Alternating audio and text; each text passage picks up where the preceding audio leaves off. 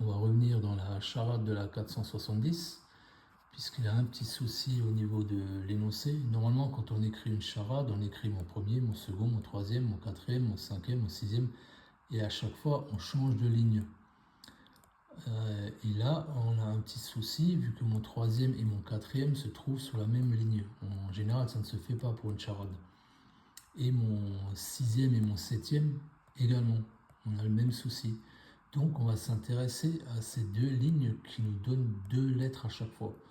Donc, mon troisième et mon quatrième, c'est R et O. Et mon sixième et septième, c'est C et E. Les deux ensemble, ça nous fait ROS.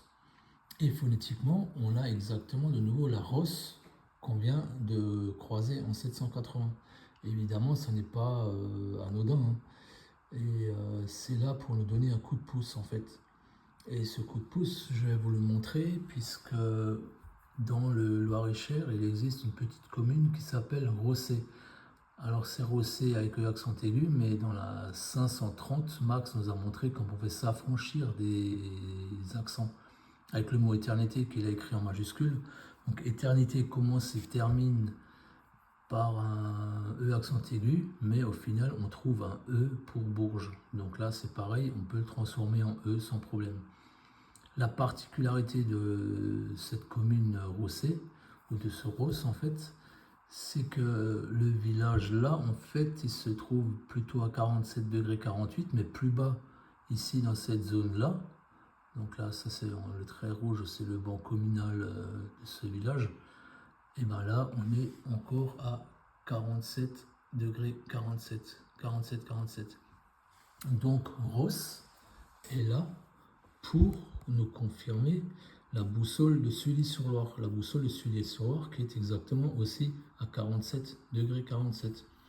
Tout comme par exemple mon second qui t'offre de l'espace et mon troisième de l'air me confirme l'aéroport du Bourget. Puisque l'aéroport du Bourget, nous avons le musée de l'air et de l'espace.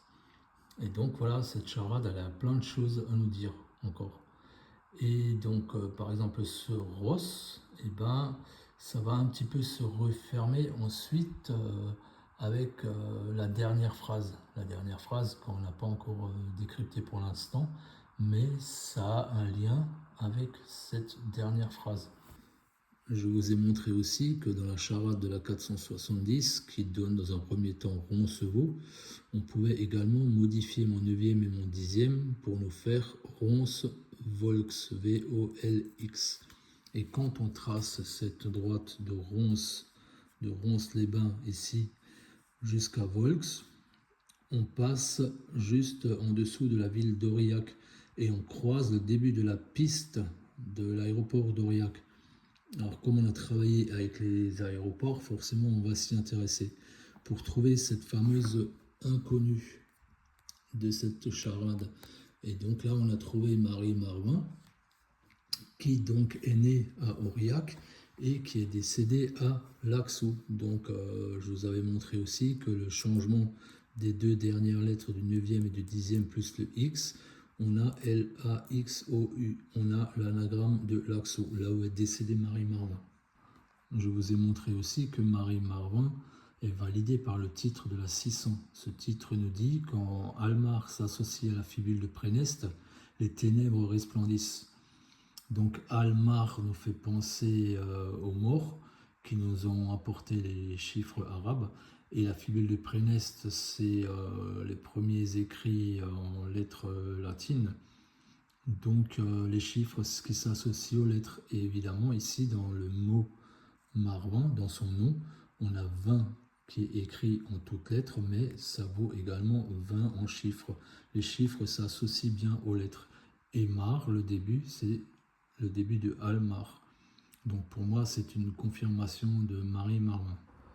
Je vous montre encore une fois le début du fil qui court sur Épinal, qui démarre donc au musée de l'imagerie Pèlerin.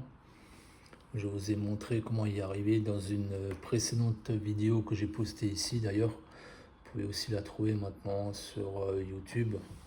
Donc cette imagerie se trouve à 6 degrés 24 minutes 48 secondes de longitude.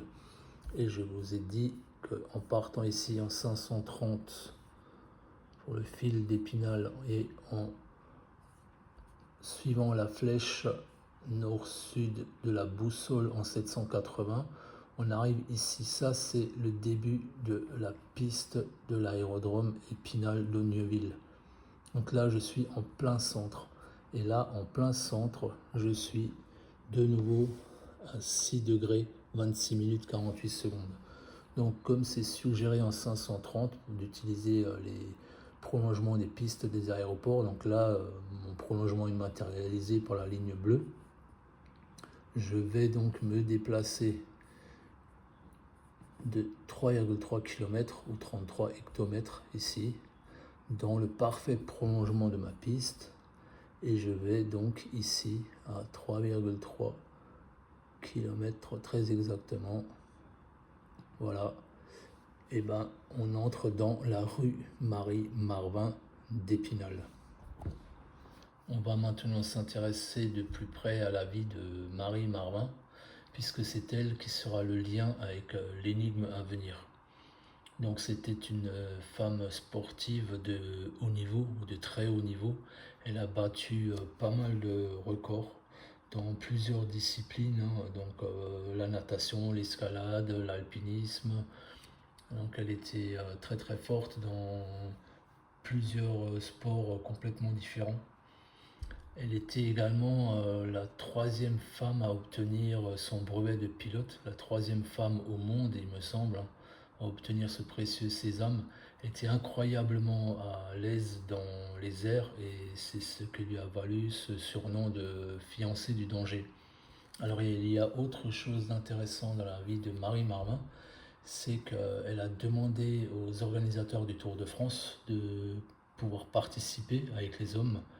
Bien sûr, ça lui a été refusé, mais du coup, ce qu'elle a fait, c'est qu'elle a pris le départ quelques minutes après les hommes, et elle a fait la boucle, et elle l'aurait terminé comme en fait une bonne partie des hommes cette année-là.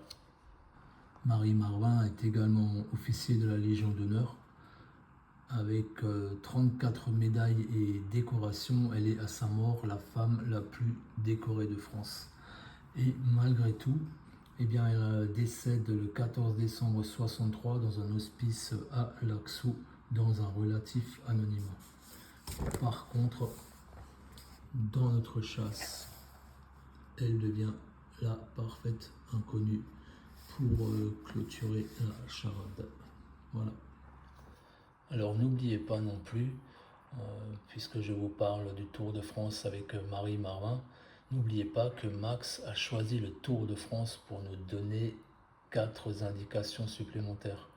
Donc pourquoi il a choisi le Tour de France? Eh bien c'est une des raisons, c'est pas la seule, mais une des raisons, c'est justement que Marie Marvin y a participé et que ça fera sens dans l'énigme suivante.